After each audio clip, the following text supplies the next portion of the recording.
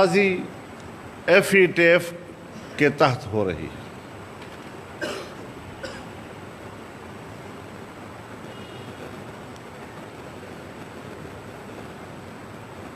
Financial action task force جو عالمی ادارہ ہے،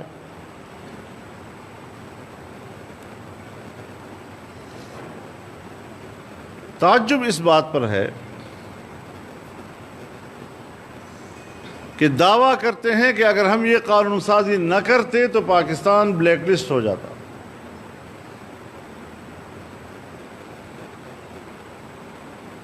تو پاکستان تو پیپلز پارٹی کی حکومت میں بھی بلیک لسٹ تھا،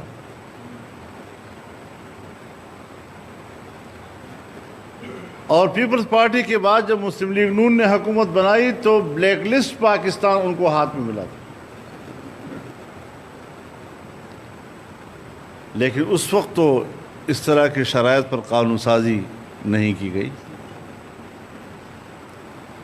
پالیسیاں بنائی گئیں، انہی پالیسیوں کے ذریعے سے بلیک سے پہلے گرے میں لایا گیا اور پھر گرے سے ملک کو وائٹ لسٹ میں لایا گیا۔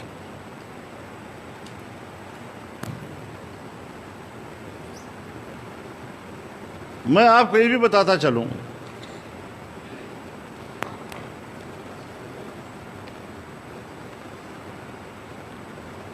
کہ جب 2017 اور 18 کا بجٹ پاس ہو رہا تھا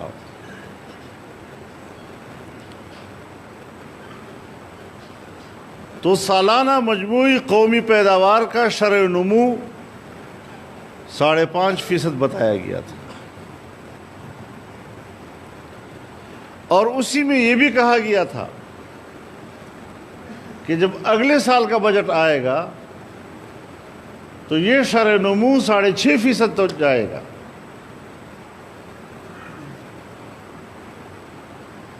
لیکن اگلے سال کی حکومت جب ان بیرونی ایجنٹوں کو ملی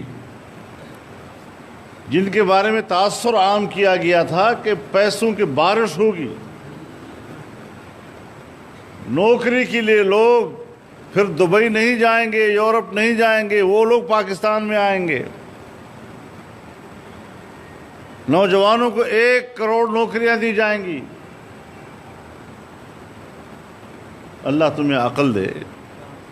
پاکستان بننے سے لے کر آج تک 72 سالوں میں پاکستان کی کل نوکریاں 1 کروڑ نہیں ہیں۔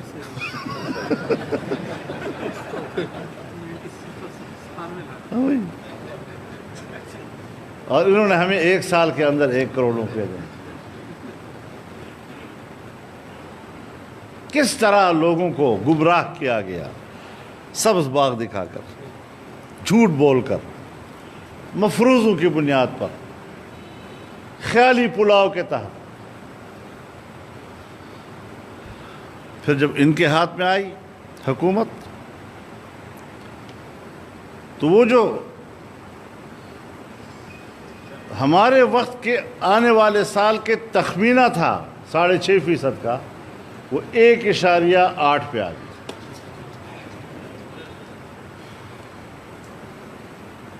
اور اب جب اس سال پھر بجٹ دیا گیا تو آپ کے اگلے سال کا شرح نمو 0 سے نیچے چلا گیا، -2 یا 3 پہ،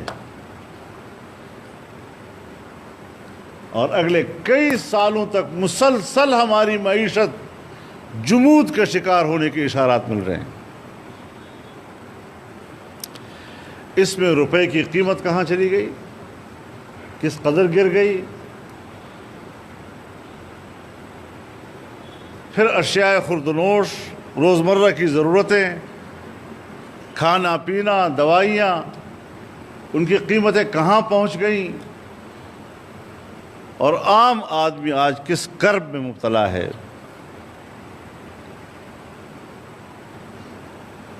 تو آپ بتائیں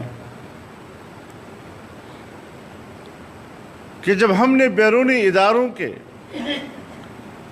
کہنے پر قانون سازی کی، اور یہ لفظ میں کہنے کا ایسا نہیں کہہ رہا، جب قانونی بل سامنے آتا ہے اسمبلی میں تو اس پر باقاعدہ لکھا جاتا ہے، ایک چھوٹا سا نوٹ دیا جاتا ہے کہ اس بل کا موضوع کیا ہے، اس بل کے لانے کی وجہ کیا ہے۔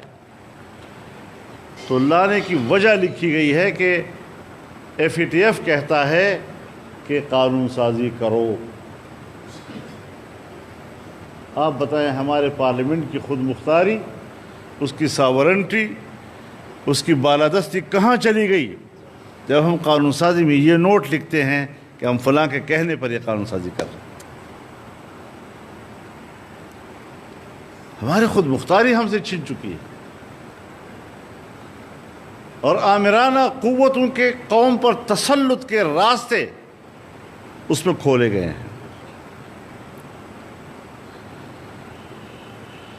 تو یہی وہ چیزیں ہیں کہ جس کو ہم بنیاد بنا کر سمجھتے ہیں کہ جب تک ایسے حکمرانوں سے جو ناجائز بھی ہوں، نااہل بھی ہوں، نالائق بھی ہوں، جب تک ان سے ملک کو آزادی نہیں دلائی جاتی تب تک ہمیں آرام سے نہیں بیٹھنا چاہیے۔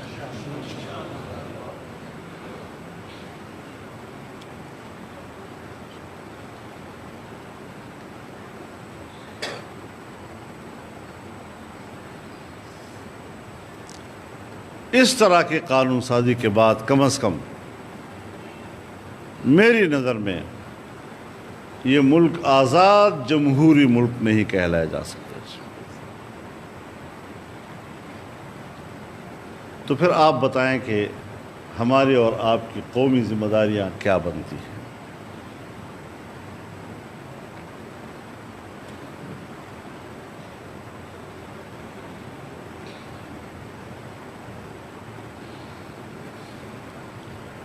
لیکن تعجب یہ ہے کہ ہم سب کچھ ملک کے لیے کر رہے ہیں، اس ملک کی بہتری کے لیے کر رہے ہیں، اس کی آزادی کے لیے کر رہے ہیں، اس کی معاشی خوشحالی کے لیے کر رہے ہیں، اس کی ترقی کے لیے کر رہے ہیں، اور آپ سب جانتے ہیں کہ جن لوگوں نے مسلح جنگ کا رخ کیا اس کے مقابلے میں ہم آ کر کھڑے ہو گئے کہ نہیں، ہم نے اس آئین کا حلف اٹھایا ہے، ہم آئین کے ساتھ ہیں، ہم پرامن جدوجہد پہ یقین رکھتے ہیں۔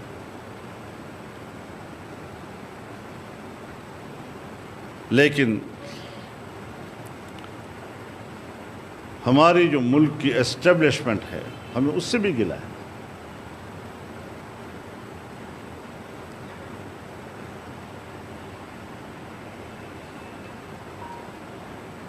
یہ لوگ کسی کو قابو کرنے کے لیے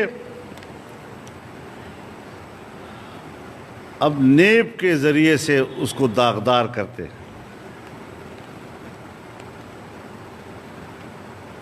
بھائی ہمیشہ ہر حکمران نے اور ہر جابر نے جب جبر کیا ہے تو قانون ہی کا سہارا تو لیا ہے۔ ایوب خان کے زمانے میں بھی تو لوگ گرفتار ہوتے تھے، غداری کے کیس بھی ہوئے ہیں اس زمانے میں، لیکن قانون کا سہارا لے کر کہ فلاں قانون کے تحت ہم نے اس کو گرفتار کیا ہے۔ تو قانون کا سہارا تو اس وقت بھی تھا۔ بھٹو صاحب کے زمانے میں اگر مقدمات ہوئے تو وہاں پر بھی تو کوئی قانون تھا نا جس کا سہارا لے کر مقدمے کیے گئے اور لوگوں کو گرفتار کیا گیا۔ اخبارات میں تو یہی چھپتا تھا نا کہ دفعہ فلانے کے تحت فلانے جرم میں گرفتار کیا گیا۔ جنرل ضیاء الحق کے زمانے میں بھی تو کسی قانون کے تحت ہی گرفتاریاں ہوتی تھیں، وہاں بھی تو قانون کا سہارا لیا جاتا تھا۔ تو پھر کیا ہم نے اس وقت یہ تسلیم کیا کہ حکومت جو گرفتاریاں کر رہی ہیں وہ واقعی جائز اور قانون کے مطابق ہیں؟ ہم نے اس قانون کو بھی رد کیا، جبر کو تسلیم نہیں کیا۔ اور کوئی قانون اگر کوئی حکومت جبر کے لیے استعمال کرتی ہے تو پھر ہم نے اس قانون کا کوئی احترام نہیں کیا۔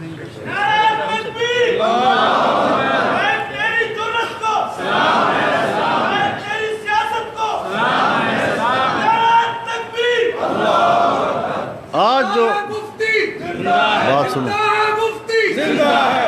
نعروں پہ وقت ضائع مت کرو، بات سمجھنے کی کوشش کرو۔ اب آج کل نیب ان کا ہتھیار ہے۔ میں نے کہا جس طرح پہلے جابروں کے قانون کی ایسی تیسی، تمہارے نیب کی بھی ایسی تیسی۔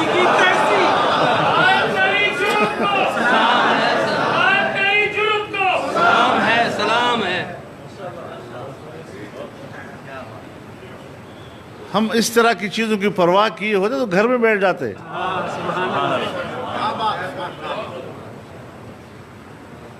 تو ہمیں آزمایا نہ کیا کرو، ہم گلے پڑ جائیں گے۔ اور ہم آج کل گلے پڑنے کے لیے تیار بیٹھے ہوئے ہیں۔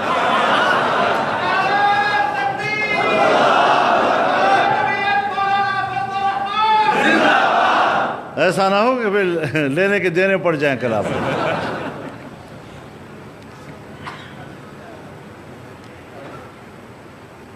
تم نے شاید ہمیں سمجھا نہیں، یا شاید تم نے ہماری تاریخ نہیں پڑھی، یا شاید تمہیں معلوم نہیں ہے کہ ہم اس جیسے جابر قوتوں کے خلاف لڑنے کا طریقہ بھی جانتے ہیں اور قربانیوں کی قیمت بھی جانتے ہیں۔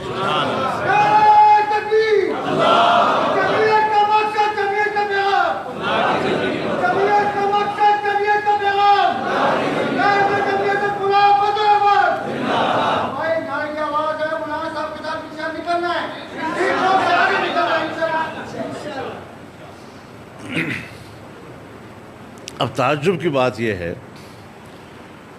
کہ خبر جاری کر دی کہ فضل الرحمان کو نوٹس دیا گیا۔ اب نوٹس نہ میرے پاس نہ میڈیا کے پاس۔ جب میڈیا کو بھی آپ نوٹس مہیا نہیں کر رہے، وہ بھی ہمیں فونے کر رہے ہیں، اور ہمارے پاس بھی نہیں ہے، تو پھر خبر چلانا اور میڈیا کو خبر ذرائع کے ذریعے سے پہنچانا یہ خود بددیانتی کی علامت ہے یا نہیں ہے؟ بدنیتی کی علامت ہے یا نہیں ہے؟ اور پشاور والوں کو تو پھر ہاتھ جوڑنے پڑے، انہوں نے تو مرکز کو بھیج دیا جی، تم جانو، تمہارا ہم جانے چاہیے۔ تو میرے محترم دوستو، یاد رکھو، یاد رکھیں، ہم جسم کی قربانی دینا آسان سمجھتے ہیں، لیکن عزت پر آنچ نہیں آنے دیں گے۔ نہیں آنے دیں۔ تکبیر! قائد جمعیت مولانا فضل الرحمان زندہ باد۔ قائد تیرا ایک اشارہ، قائد تیرا ایک اشارہ۔ تو اس حوالے سے ہم نے پوری ہمت کے ساتھ آگے بڑھنا ہے۔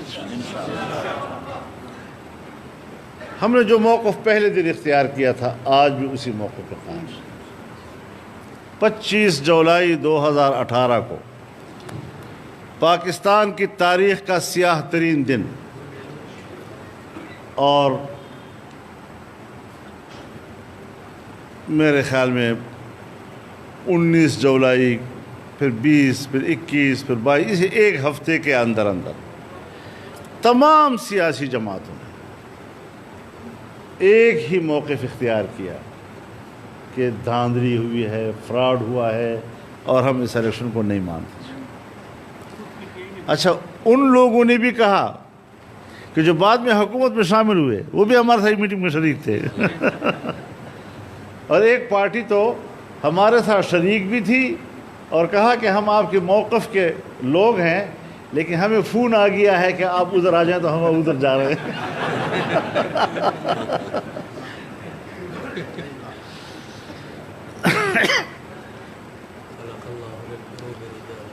تو اس اعتبار سے ہم نے یہ بھی کہا کہ دیکھو، ایک موقف ہم نے لے لیا ہے، اب موقف خود تو نہیں لڑتا،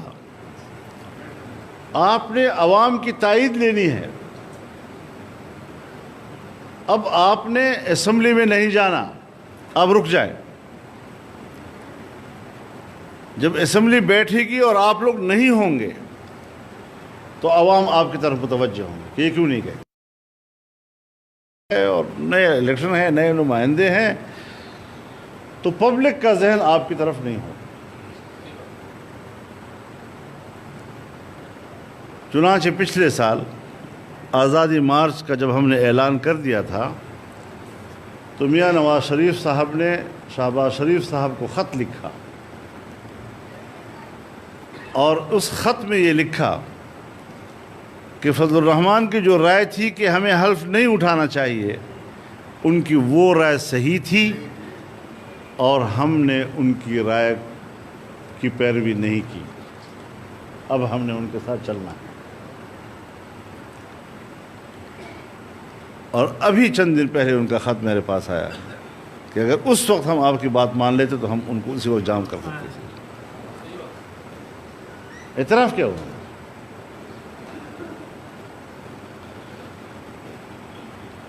ہم نے پورے ملک میں کوئی 14 ملین مارچ کیے، اب یہ کیوں کیے ہم؟ یہاں کی جو مقتدر قوتیں ہیں،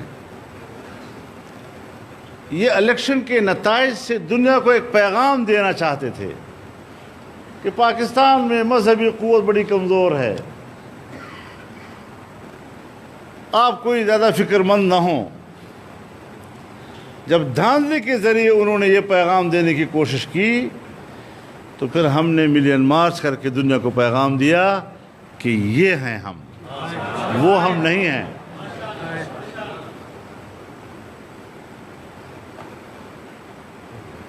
وہ کہتے ہیں کہ ہوئی تاخیر تو کچھ باعث تاخیر بھی تھا، لیکن آج بہرحال تمام سیاسی جماعتیں وہ ایک پلیٹ فارم پر متحد ہو گئی ہیں، اور گزشتہ آل پارٹیز کانفرنس میں انہوں نے پاکستان ڈیموکریٹک موومنٹ کے نام سے ایک اتحاد قائم کر دیا ہے۔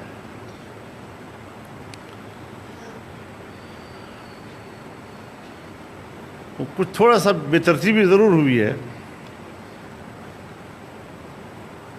میں نے ان سے کہا کہ ہوتا یہ ہے کہ پہلے اس اتحاد کے بنیادی نکات مقاصد طے کر لیے جاتے ہیں، پھر اس کے بعد تنظیم سازی کی جاتی ہے، پھر اس کے بعد تحریک کی حکمت عملی وضع کی جاتی ہے۔ تو آپ نے پہلے جلسے شروع کر دیے، تنظیم سازی بعد میں، اور مقاصد پھر اس کی بھی بعد میں ہوں گے۔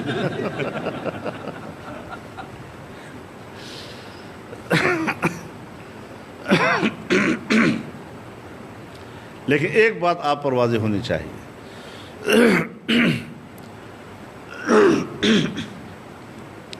کہ پی ڈی ایم کی قیادت اس وقت آپ کے ہاتھ میں۔ جلسوں کا شیڈول جاری ہو چکا ہے۔ پہلا جلسہ 16 اکتوبر کو گوجرانوالہ میں ہے، اور اس کے لیے آپ نے وہی محنت کرنی ہے جو آپ اپنے ملین مارچوں کے لیے کیا کرتے ہیں۔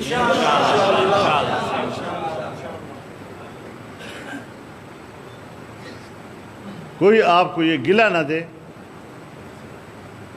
کہ اپنے جلسے کے لیے تو بڑی محنت کی لیکن مشترکہ جلسوں کے لیے آپ نے وہ محنت نہیں کی۔ پورے حوصلے کے ساتھ، پورے جذبے کے ساتھ انشاءاللہ ہم نے اپنے تمام جلسے کامیاب بنانے ہیں۔ اس کے بعد پھر ملتان میں جلسہ ہوگا،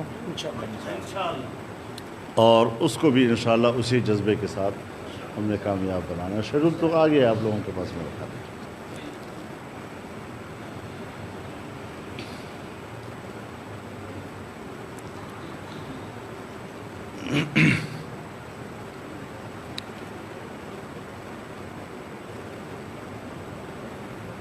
اس بات کا بھی احتمال ہے کہ کچھ پس پردہ قوتیں پاکستان میں مذہبی منافرت کو پھیلائیں۔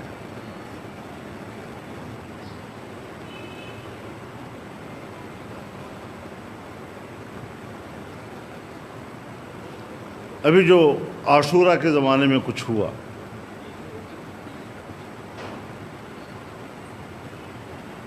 یہ کوئی حادثاتی طور پر نہیں ہوا،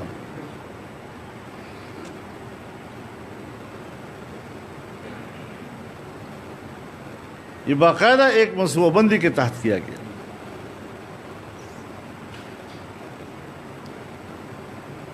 جس نے اسلام آباد میں خرافات بکے تھے، پھر اس کے فوراً بعد ایف آئی آر درج ہونے کے باوجود اس کو کس نے راستہ دیا کہ وہ جہاز میں سوار ہو کر لندن چلا گیا؟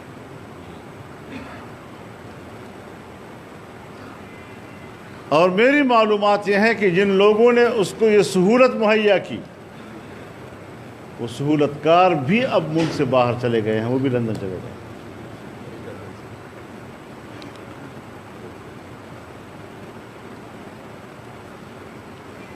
انہی دنوں میں اسلام آباد کی دارالحکومت کے لیے ایک وقف املاک کا قانون پاس کیا گیا۔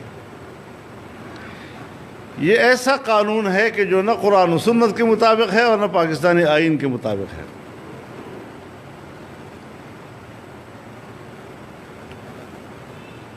لیکن مساجد اور مدارس پر حکومتی کنٹرول، اس کا راستہ کھول دیا گیا۔ مسجد اور مدرسے میں علماء کے جو کردار رہا تھا، اس کو محدود کرنا اور اس کو پابند کرنے کا ایک طریقہ اس میں بنایا گیا، جو آئین کے بھی خلاف ہے اور قرآن و سنت کے بھی خلاف ہے۔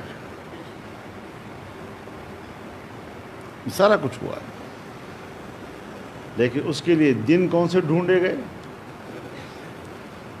عاشورے کے دن، تاکہ مذہبی لوگ آپس میں ایک دوسرے سے لڑیں اور ان کی توجہ ایک دوسرے کے مطابق ہو۔ انہی دنوں میں انہوں نے ایک قانون بھی پاس کر دیا، آپ کو پتہ ہی نہیں چلا۔ جب انہوں نے اپنا کام نکال لیا، پھر ذرا حالات جب بیٹھ گئے، اب خیال آیا تمام علماء کو کہ اوہ یہ کیا ہو گیا ہے، یہ کھیل بھی کھیلے جاتے ہیں۔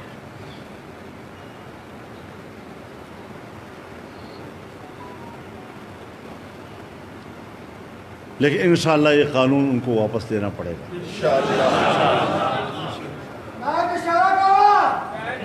ہمارے جو علماء کرام اس حوالے سے حکومت کے ساتھ رابطے میں ہیں، ہمیں ان علماء پہ اعتماد ہے۔ انشاءاللہ العزیز ہمارے اکابر اس میں کوئی رعایت نہیں کریں گے، وہ جانتے ہیں سارے صورتحال کو، اور اس کی تلافی کی کوشش کریں گے انشاءاللہ، اور کامیاب بھی ہوں گے۔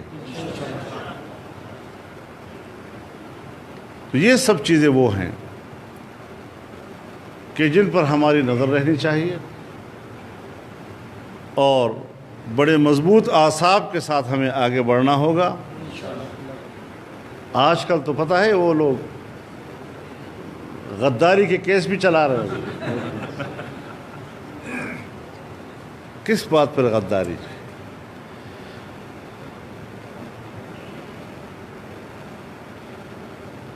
ابھی تو آئین کا آرٹیکل 6 شرمندہ ہے۔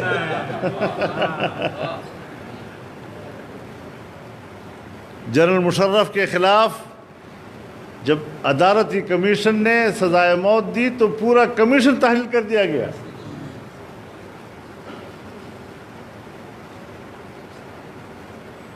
لیکن اگر فوج کے ادارے پر تنقید کر دی گئی تو غداری۔ اگر تو ہم نے فوج کی دفاعی صلاحیت پہ تنقید کی، ان کی پیشہ ورانہ صلاحیت پہ تنقید کی، ان کی دفاعی صلاحیتوں کی قدردانی نہ کی ہو، پھر تو ہمیں کہا جائے کہ جی آپ دیکھو ہماری فوج ہے، سرحدات پہ کھڑی ہے، بڑے بڑے اونچے اونچے پہاڑوں پہ مورچوں میں بیٹھی ہے، ملک کے سرحدات کی حفاظت کر رہی ہے۔ اگر تو ہم اس کی قدردانی نہ کریں تو آپ پھر بات کریں کہ آپ نے ہماری دفاعی صلاحیت اور ذمہ داریوں کی قدردانی نہیں کی۔ لیکن ہم تو یہ کہتے ہیں کہ آئین نے جو دائرۂ کار ہر ادارے کا متعین کیا ہے، اس ادارے کے اندر رہیں اور اپنے فرائض سر انجام دیں۔ آپ ہمارے سر آنکھوں پہ، آپ ہماری آنکھوں کے پلکیں آنکھوں پر بوجھ نہیں ہوتی۔ وہ آنکھوں کی محافظ ہوتی ہے، آنکھوں کے سرحدات کی حفاظت کرتی ہے،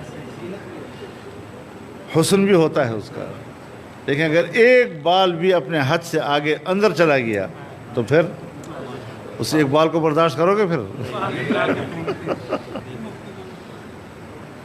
آنکھ پہلے خود اشک بہاتی ہے تاکہ وہ بال باہر آ جائے، ورنہ تو پھر نکالا جاتا ہے۔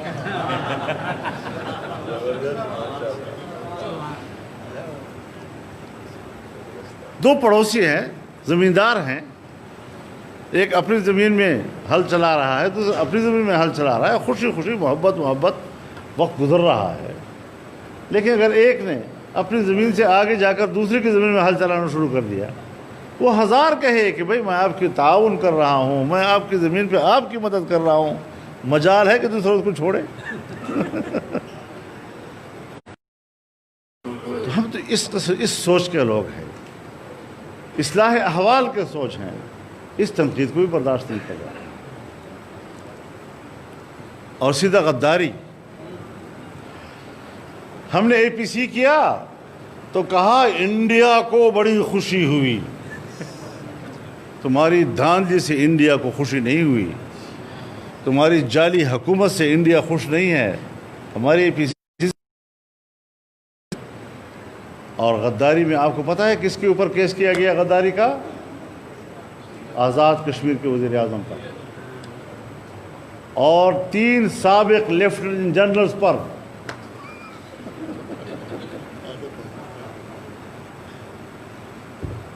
تین سابق لیفٹیننٹ جنرلز پہ، ساری زندگی فوج میں یہ بھی غدار، اس لیے کہ وہ اپوزیشن کا حصہ ہے۔ آج خواتین پر بھی غداری۔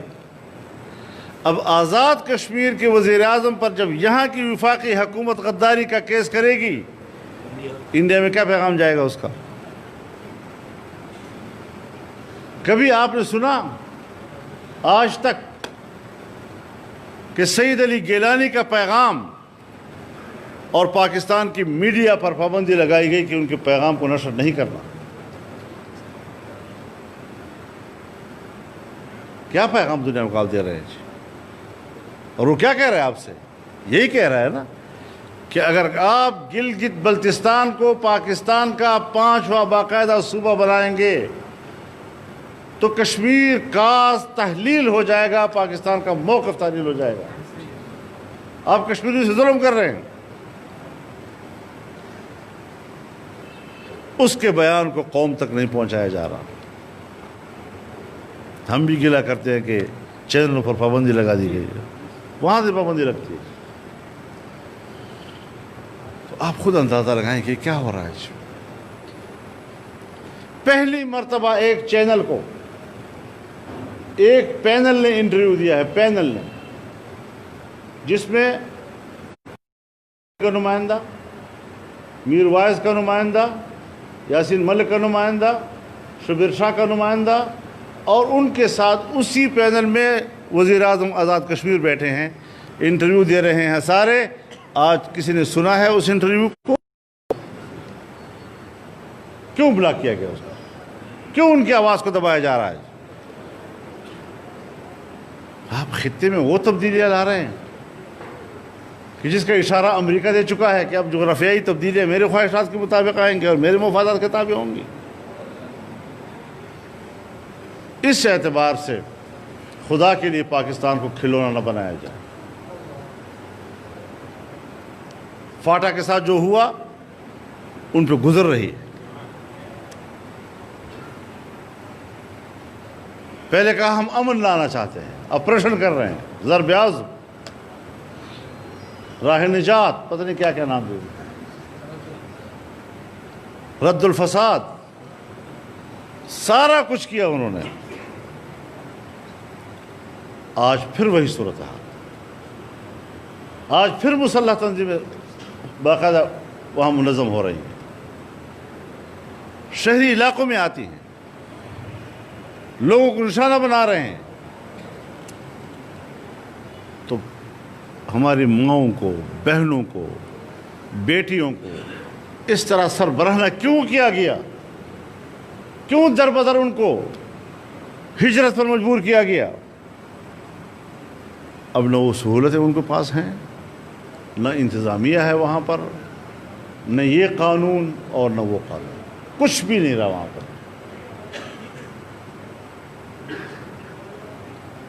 ابھی ہمارا ایک جلسہ تھا جمعیت کا، شاید آج ہو رہا ہو یا ایک آدھ دن پہلے، یہ شمالی وزیرستان میں، تو ہماری طرف سے جو حضرات بلائے گئے تھے ان پر پابندی لگا دی۔ تو میں نے کہا کہ جب ہماری طرف سے آپ پابندی لگا رہے کہ ادھر نہ آئیں تو پھر انضمام کا کیا معنی؟ اس طرح تو انضمام سے پہلے بھی ہوتا تھا، اب انضمام کے بعد تو صوبے کا حصہ ہے۔ میں صوبے میں جلسہ کر رہا ہوں، کس قانون کے تحت مجھے روک رہے ہیں؟ اور جلسہ نہیں روک رہے، ادھر سے بندہ نہ جائے۔ رویہ وہی، کام وہی، اور کہتے ہیں ہم نے صوبے کا حصہ بنا دیا۔ میں کہتا ہوں کہ تم نے فاٹا کے ساتھ وہی کچھ کیا جو مقبوضہ کشمیر کے ساتھ انڈیا نے کیا۔ تم نے پاکستان کے آئین کے آرٹیکل 247 کو ختم کر کے فاٹا کی خصوصی حیثیت کا خاتمہ کیا، اور ہندوستان نے ہندوستان کے آئین کے آرٹیکل 370 کے تحت کو ختم کر کے مقبوضہ کشمیر کی اسپیشل سٹیٹس کو ختم کر دیا۔ ہم نے کہا یہاں لوگوں سے پوچھ لو، ورنہ پھر انڈیا جو ہے نہیں پوچھے گا۔ وہی ہوا، آپ نے بھی نہیں پوچھا، انہوں نے بھی نہیں پوچھا۔ کیوں یہ مشکلات پیدا کی جا رہی ہے عوام کو اعتماد میں لیے بغیر؟ اصل کا ٹائم تو نہیں ہو گیا؟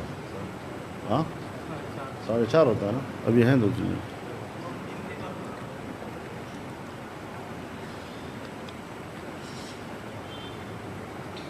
اس قسم کی ساری چیزیں پیدا ہو رہی ہیں، اور کیا بین الاقوامی ایجنڈا ہے، کس کے تحت یہ ساری چیزیں ہو رہی ہیں؟ مجھے خود ایک امریکی افسر نے اس وقت کہا تھا کہ آپ کو فاٹا کا انضمام کرنا ہوگا، اور یہ ہماری ترجیح ہے، اور اس ترجیح کے بعد ہماری دوسری ترجیح گلگت بلتستان کی ہے۔ تو آج اسی کے لیے لوگوں کو بلایا جا رہا ہے کہ جی گلگت بلتستان کا کیا کرنا ہے۔ ہمیں اس وقت اندازہ نہیں تھا کہ گلگت بلتستان کس طرح دوسری ترجیح ہے، اب سامنے آ گئی۔ اس طرح ہم پاکستان کو عالمی قوتوں کا کھلواڑ نہیں بنانا چاہتے۔ قوم محترم ہیں، قومیں اپنے عزت و آبرو رکھتی ہیں، قومیں اپنی رائے رکھتی ہیں، ان کی رائے کے علی الرغم اس طریقے کے فیصلے، جغرافیے تبدیل کرنا۔ آخر آپ مجھے بتائیں کہ اگر ہم نے یہی کچھ کرنا ہے تو پھر یہ کشمیری جس کے خون پر ہم نے 70-72 سال سیاست کی ہے، خون پر ان کی ماؤں اور بہنوں کی عزت و ناموس پر ہم نے سیاست کی ہے، ان کے چھوٹے چھوٹے بچوں کے چہروں سے چھلکتے ہوئے خون پر ہم نے سیاست کی ہے،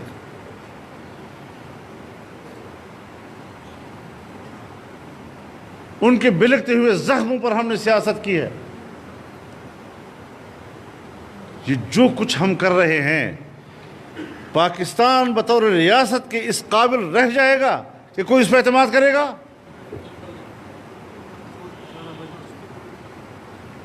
جو قوتیں آج اس حوالے سے کردار ادا کر رہی ہیں، کیا وہ قوتیں اس قابل رہیں گی کہ اس پر کوئی اعتماد کر سکے؟ یہ سارے انتہائی حساس قسم کے مسائل ہیں ہمارے سامنے، اور اس مقصد کے لیے ہم نے ہی محنت کی ہے، اور بہت محنت کی ہے کہ تمام اپوزیشن ایک پلیٹ فارم پر آئے۔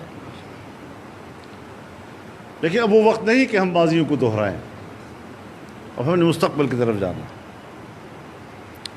اور ایک مؤثر تحریک ملک کے اندر ہم نے اٹھانی.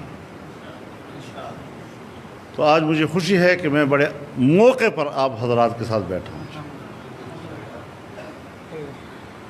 تاکہ آنے والے اس تحریک میں اپنے کردار کا فیصلہ کرتے وقت میں آپ کے ساتھ موجود رہوں. تو انشاءاللہ یہاں پر تقریباً ہر ضلع کے لوگ آئے ہوئے ہیں اور ان کے ذمہ داران آئے ہوئے ہیں. یہاں سے جاتے ہی فوری طور پر اپنے اپنے ضلع کی تنظیموں کو اکٹھا کرنا ہے, دوسری پارٹیوں کے ساتھ بھی مشاورت کرنی ہے اور ہر جلسے کو کامیاب بنانے کے لیے قافلے بھی روانہ کرنے ہیں انشاءاللہ. ٹھیک ہے, بس اس فیصلے پہ آج آپ اتفاق کریں. باقی ہمارے تنظیمی معاملات ہوتے ہیں, چلتے رہیں گے انشاءاللہ. تکبیر.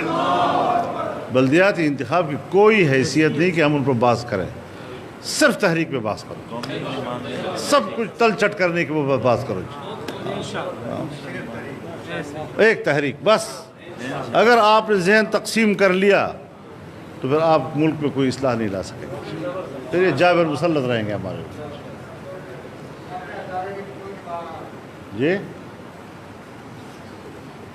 آج تمام سرکاری ملازمین وہاں اسلام آباد میں ہیں, وہ پٹ رہے ہیں بیچارے. نوکریاں دینے کی بجائے اب وہ بیچارے کہتے ہیں ہماری تنخواہیں کدھر ہیں, ہماری پینشن کدھر ہے. تبدیلی کا سب سے بڑا مزہ وہ چکھ رہے ہیں آج. کل ہماری جماعت مکمل ان کے ساتھ رہی, مولانا عبدالغفور حیدری صاحب اور دوسرے حضرات, اور انشاءاللہ ہم آج بھی اس اجتماع سے اعلان کرتے ہیں کہ ہم ان کے ساتھ رہیں گے انشاءاللہ. ملک کے عوام کے ساتھ ہیں ہم, عوام کی زبان بن جائیں, ہر طبقے اور مظلوم طبقے کا ساتھ دینے کا فیصلہ کریں. اس وقت عام آدمی, میں آپ کو بتانا چاہتا ہوں, ٹھیک ہے پارٹیاں بڑی بڑی اور ہیں, لیکن عام آدمی اگر کوئی امید اور آس لگائے بیٹھا ہے تو وہ آج جمعیت علماء اسلام لوگوں کی امیدوں پر پورا اترنے کی کوشش کریں, لوگوں کے توقعات پر پورا اترنے کی کوشش کریں. اللہ تعالی ہمارا حامی و ناصر ہو. وآخر دعوانا ان الحمد للہ رب العالمین.